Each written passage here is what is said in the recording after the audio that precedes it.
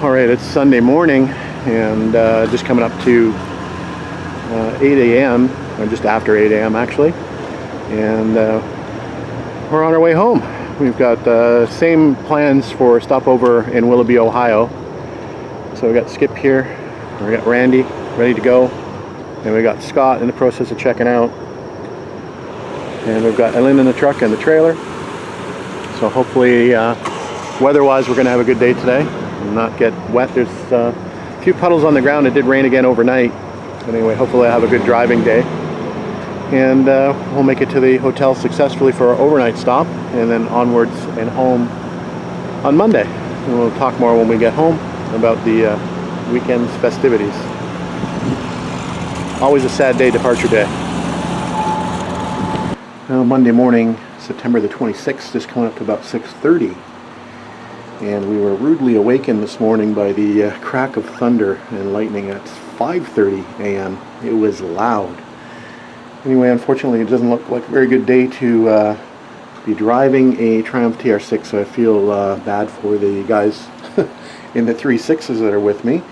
The truck is over there in the distance, and still a pain to drive in the rain, but not as much as a pain as driving a TR6. But we're on the last leg. The American guys are a couple hours away from home, which is good for them. We are about between 5.5 to 6 hours away from home still, so we probably got about a 2.5 hour, 3-hour drive to the border or so. We're going to stop for breakfast along the way, so we hope to be home back in Canada by early afternoon. We'll see how it goes. Well, not a good day to be driving a Triumph. We're at our first rest stop. We got separated and we managed to get caught back up to each other, but you can see the rain that's happening. And again, it's thunder and lightning. We're getting quite a bit of a lightning show along the way. So Randy in the red car is having a little bit of running issues. We worked on it in the hotel for about an hour this morning to try to get it to run a little bit better, and he's running, so hopefully he'll continue to run. But yeah, this is the weather these guys are riding through. It's difficult enough in the truck. This is what the weather at the border looks like. Not good for Scotty and his low mileage original 76 TR6 with his hail. Not good at all. Alright, Monday afternoon, just coming up to 3:30. Still raining. Anyway, 2,107 kilometers. Don't know what the mileage translation is. But we just realized we've got to go back to Willoughby, Ohio, to the hotel we stayed at last night, because Lynn left a couple of beers in the fridge there. Can you imagine? A couple of Stellas. Still on it. So we gotta turn around and go back. So we'll see you in 6 or 7 hours. All right, now the day after, it's the 27th of September. It's Tuesday, so it's the day after our return from the trials. And the TR250 is still tucked away in the trailer. We just left it there overnight. So our first endeavor today will be get the TR250 back out of the trailer and into the garage. And then we'll get the trailer tucked away. And then we'll do a bit of a final report on Trials 2022. And we'll talk about how the TR250 did, and we'll talk about the next plans for it. Alright, safely back in the garage, and as mentioned, we'll do a post-trials checkup and see how we did. I did have a few little sounds that I need to attend to. I've got a little bit of a sound coming out of this side of the car, I believe. Might be a brake shoe or brake caliper dragging, so we're going to check into that. Could be a loose wheel bearing. I'm not sure, but we're going to investigate that. Other than that, not too much else to investigate. I do have issues with the overdrive not engaging. The solenoid is sticking, so that's an issue we need to address. And I do have an issue with it popping out of second gear.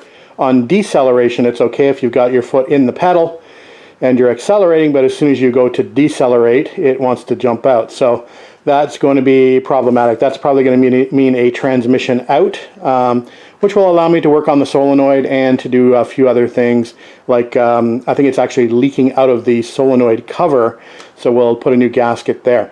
So a few jobs need to be done post-trials, but some of them will wait for the spring. Some I will do immediately that are going to affect the the drivability of the car. I want to make sure, obviously, if the wheel bearings are loose, I want to make sure that they're retightened. And as mentioned, we're going to do a fastener check, as I do want to get this out for at least another drive or two locally here before it goes away for the winter. All right, as far as the trials were concerned, had a very good time. It was great to travel along with Alain. That was his first trials. I know that he had a good time and met a lot of people. Some of them even kept him late till the morning hours. I think one morning he was up till about 3:30 just chatting over a few beers with a few of the trials attendees. So that was a good thing to have Alain along for the trip. Obviously, my traveling companions, Randy, Scott, and Skip, were great to travel along with as well. Fortunately, no breakdowns along the way. I think everybody managed to get home safely. Randy had a little bit of a hiccup with his TR6, but managed to get home back to New York safely, so that's a good thing. So Randy will have a little bit of work to do in the next couple weeks to get his car back up into tip-top running shape. Anyway, from my experience, I mean, it was great to reconnect with all of the old friends I've made over the years at the six-pack trials. We haven't been able to go because of the pandemic for the last 2 years. It was held last year in Virginia, but I wasn't able to make it because the border was closed. So good to catch up with old friends, and obviously to meet a lot of new friends. Some of the people that watch me on YouTube were in attendance, and I got to connect with them and have some discussions. Some of the people I follow on Facebook as well were there, and I got to have quite a long chat with a few of you as well. Some people traveled to Lexington to see me in person. TR3 Wrench, who's restoring a Triumph TR3, drove all the way from Maryland in his Ferrari 308. You'll see a little bit of a video clip of that. So it was great meeting Keegan and his father. And then we had a buddy of mine named Joe, who frequents the Triumph Experience Forums, who's also restoring a TR3A and has a bunch of other cars, including a TVR. And it was great chatting with Joe for a little while and catching up with him and meeting him in person. So that was fantastic. The drives were fantastic. Great roads down in Kentucky. Lots of twists and turns, and I liken it a little bit to the Tail of the Dragon that I've driven twice. So that was fantastic. We also had a really nice visit to the local Triumph Club president's garage, and I'll show a little bit of video of that, I think. And yeah, overall great experience, wonderful time, and we're looking forward to next year's trials, which will be in Indiana, Pennsylvania. I think it's going to be co-sponsored by the Roadster Factory, including a tour of the Roadster Factory facility. So I'm looking forward to that. It's a little bit shorter drive for us tomorrow. We might be able, or next year, we actually might be able to do that in one day, because I think it's about a 6-hour drive, which means about 8 hours with stops. So we're looking forward to that. So as you know, this was really the first time I've had to actually test out and drive the TR250, and I have to say that it did pretty well, considering that I'd only driven it for about a half an hour prior to putting it on the trailer to bring it down to the trials. And that first trip we took that ended up taking about 7 hours through the NADA tunnels, that was some pretty twisty and pretty fast driving. A little bit more of a break-in than I was anticipating on the car, but the car handled wonderfully. And we did well in the car show, a little bit better than anticipated. There were some beautiful cars there in attendance, including 9 TR250s. And fortunately, I was awarded magnificently, quite honored actually, to receive all of these awards. The first award we received was for the Name the Parts contest. So there's the Name the Parts contest mug. That was for a contest of 20 black bags. So similar to something like a Crown Royal bag, where they put individual parts in, and you had to identify those by touch. So you obviously couldn't see the part through the black bag. So strictly by touch identification of 20 parts, and then there were 2 bonus questions that you had to answer at the end. And I happened to finish number 1. So happy about that. Next prize that was presented was the Best in Class, and as mentioned, there were 9 TR250s in the class, including some beautiful examples. And fortunately, I was awarded first in class in the TR250 category. And then the pièce de résistance, I guess, I managed to win the Best in Show for the Participant's Choice class. And again, the first in class was for the Participant's Choice TR250 class. The Best in Show was for the Participant's Choice altogether. So honored to win that from Six Pack And thank you very much to all the people that voted for me. I didn't think I was going to win it. Again, there were some beautiful cars there. I didn't vote for my own car. There was actually a few other cars that I thought were better than mine. But luckily, I guess some others disagreed with me. Anyway, so great show. Honored to win these awards. And 5.5 year restoration, I guess, paid off.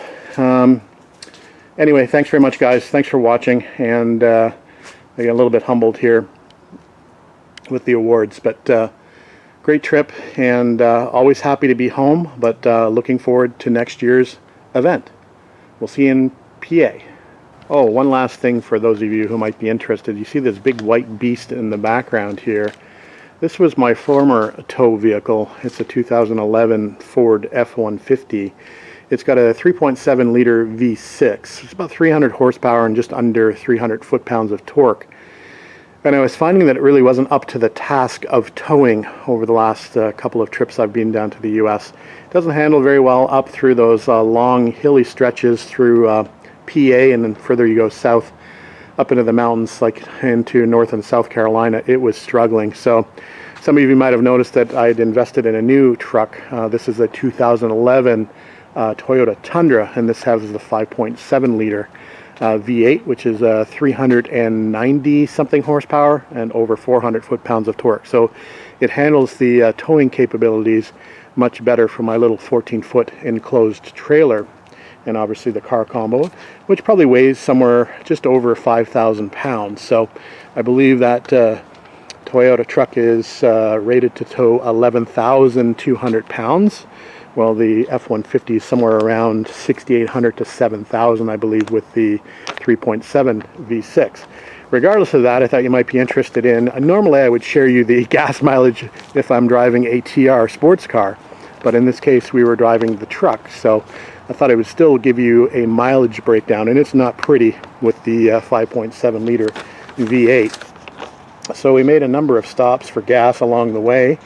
1, 2, 3, 4, 5, 6, 7, 8 stops for gas and bio brakes, and that totaled 113.5 gallons, which is equivalent to about 429 liters of fuel along the way. So the total trip distance was 2,105, or I think I said 2,107, but I rounded it down to 2,105 kilometers, which equates to about 1,308 miles. So when I do the math, that is 11.5 miles per gallon. So not exactly great gas mileage from the Toyota Tundra, but I'd rather know that I will make it up and down the hills versus not driving the Ford F-150. So not great on gas, but it'll get you there and back. There's the update. Thanks again for watching, commenting, and subscribing. See you on the next video.